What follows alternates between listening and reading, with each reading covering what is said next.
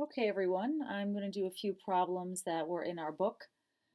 So you have homework assignments on page 208, and I think I'm doing some of the odd ones that were not assigned to you, just to give you a head start.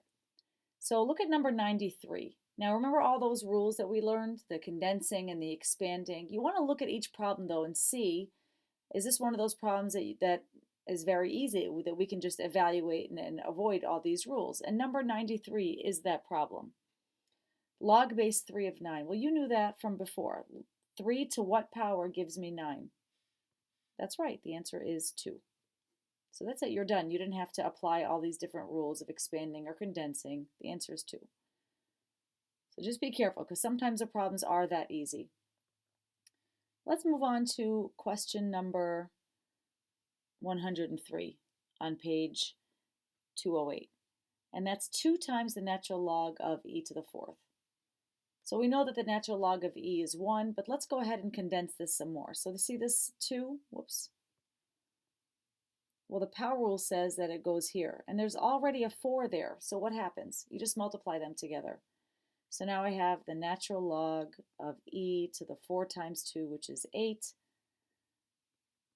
And remember, the natural log of e is 1, and that 8 comes down, it becomes a coefficient. So yes, you're probably thinking, well, why did we bring the 2 up when we just brought it back down? And you're right. Another way we could have solved this problem is we could have said, oh, okay, the power rule says we can bring that down. So 2 times 4 is 8 times the natural log of e.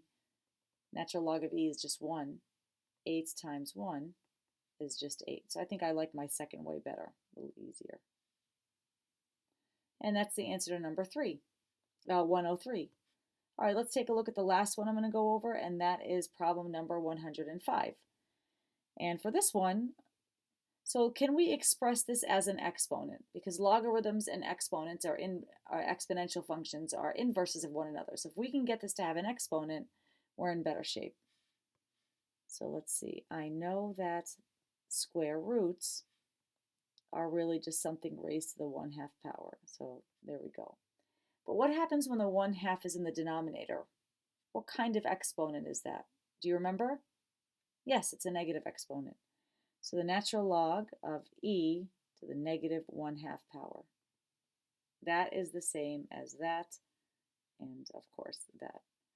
Well, the power rule for logarithms say that I can put that in the front, negative 1/2 times the natural log of e. And the natural log of e is 1, so I have negative 1/2, whoops, times 1, and yes, the answer is negative 1/2. Okay, I hope this helps.